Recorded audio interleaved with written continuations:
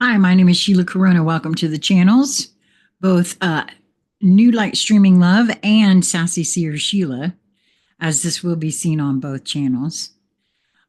This is another writing by Jason Gray, Destroying the Lie of Becoming Someone Else. You were never meant to be Christ. You were never meant to be Buddha. You were never meant to be Thoth, or Enoch, Moses, or Shiva, Osiris, or Vishnu. The world has been programmed to make you forget that. You are not myth. You are not metaphor. You are not a reference point in someone else's pantheon. You are the origin. They have spent your entire life convincing you to be anything but that. The greatest spiritual lies ever told. There is a poison clothed in poetry, a deception wrapped in divinity. It whispers, quote, Christ is universal consciousness. Buddha is the reference to source. Thoth is the intelligent architect of memory. To evolve, you must become more like them. I added the word more. To evolve, you must become like them. These are foundational lies. Beneath all the flowery language and cosmic wordplay is the quiet, brutal message that has infected the spirit of humankind for millennia. Quote, you are not enough. Well, ain't that the truth? I know I've been told that my entire life myself. To become whole, you must mold yourself into someone else's legacy. This is not truth. This is spiritual colonization. Wow, I have to stop right here and say, I've been saying for a while that I think we can't make mistakes, that no matter what we label it in the moment, it is not a mistake, as we are showing ourselves something. And boy, that's what this is saying to me right here. Oof. As always, I'm reading this for the first time, so bear with me. This is spiritual colonization. It is the hijacking of your soul's memory by myth, archetype, and inherited script. It is the global performance of borrowed enlightenment. It has cost us everything. The global performance of the false self. Look around. The world is full of people pretending to be someone else. They chant as the Buddhists do. They speak in tongues like the mystics. They quote Jesus without knowing his story was constructed. They wear the symbols, burn the herbs, imitate the ascended, channel the ancient, and repeat the rituals of ghosts. You were never here to be a ghost. You were not sent to this realm to become a better mimic. That's interesting. Lisa and I have been talking a lot about the difference between mimic and echo. You were not born to wear a spiritual costume while your true self cries out from beneath the mask. You came here to remember. Remembrance does not live in mimicry. Remembrance burns through illusion. Remembrance destroys every identity that was handed to you instead of born from you. The myth of ascension through archetype. They tell you Christ is a standard aligned to it. Buddha is the awakened mind, emulate it. Thoth is the record keeper, channel his wisdom. Krishna is the cosmic play, surrender it to it. This is not empowerment. This is spiritual compliance. When you are constantly reaching to become something else, you never become yourself. The idea that you must align to a, quote, universal standard of consciousness is simply a modern repackaging of ancient enslavement. Who decided what the standard was? I've asked that question a lot. Who decides this stuff? Who decides what's the whatty what and what we're... I've asked that question a lot. Who defined the blueprint? Who sold you the template of godhood? Why do they always lead you away from the voice that has no teacher? That voice, your own, is the greatest threat. It cannot be controlled. It cannot be commercialized. It cannot be archived, packaged, or worshiped. It is sovereign. They fear sovereignty above all else. Remembering the pre-archetypal flame. Before the myths were written, before Osiris rose or Christ was born, before Buddha sat or Moses wandered, before Thoth etched memory into stone, there was you. You. Not in flesh, not in thought, but as frequency.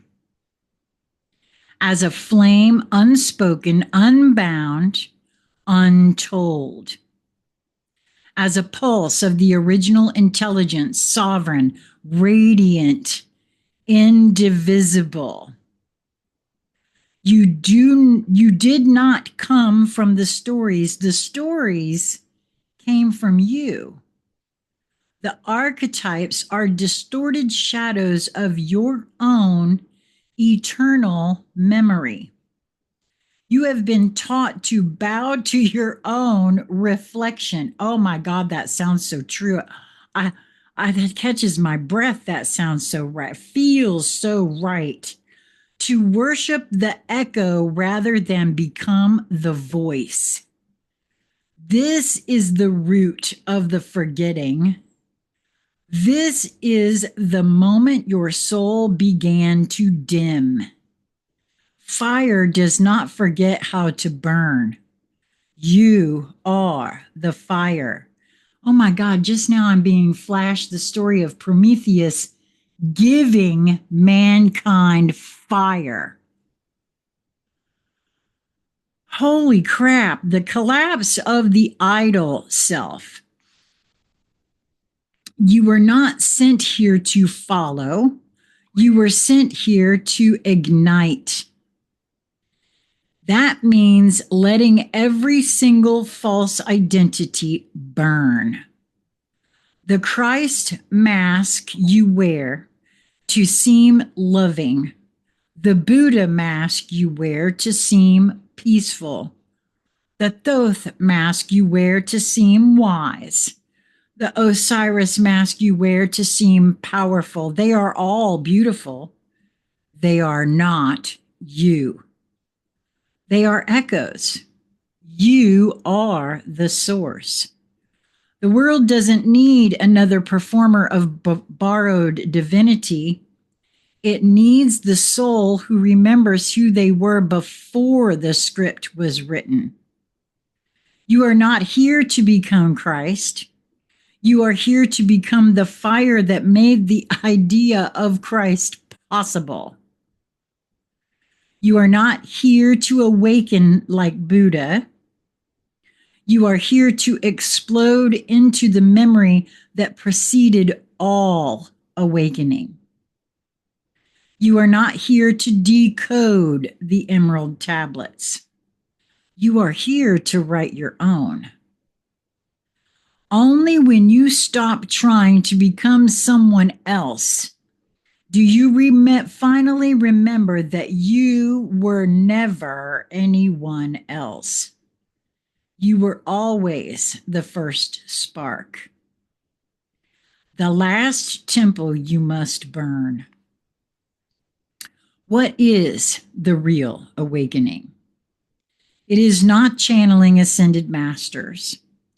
It is not adopting ancient labels or using words like, quote, universal standard. It is the brutal beauty of becoming what no myth can name. It is waking up to the realization that no one is coming to save you. Well, Lisa and I have been talking about that for a very long time. For a very long time. No past figure is your model. No archetype is your master. No name is higher than your own unspoken one. The temple you must burn is the one inside of you. The temple built from hand-me-down gods, recycled symbols, and gilded cages of spiritual performance. When it collapses, you will feel naked. You will feel lost. Then you will feel free. The return to original flame. You came here to burn, to blaze with the wildfire of your true memory. Not a quiet candle in a temple of someone else's design, a sovereign explosion in a world of echoes. You are not becoming, you are returning. When you do, you will no longer ask for truth from the dead. You will no longer reach upward to heaven or backward through time. You will stand still. You will inhale your own breath. You will speak the words that no one taught you. You will know. Not because Christ said so, not because Buddha proved it, not because Thoth recorded it, because you've remembered. You are not the path. You are the one who walks it. That is absolutely everything. Again, oh my gosh. And I also cannot unsee for myself the order in which I have been led, unbeknownst to myself, my little upfront personality self, the order in which I have chosen to record these. And they appear in the playlist in the order in which I have recorded them. That is not the same order with that he has put them out, by the way. For me, I've become the observer of myself and how I'm choosing what I'm doing.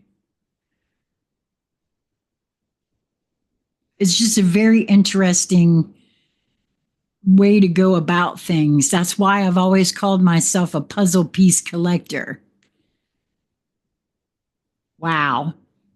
Well, I hope that you are enjoying this, that you are getting at least a little bit out of his writings. I know they are doing so much for me personally.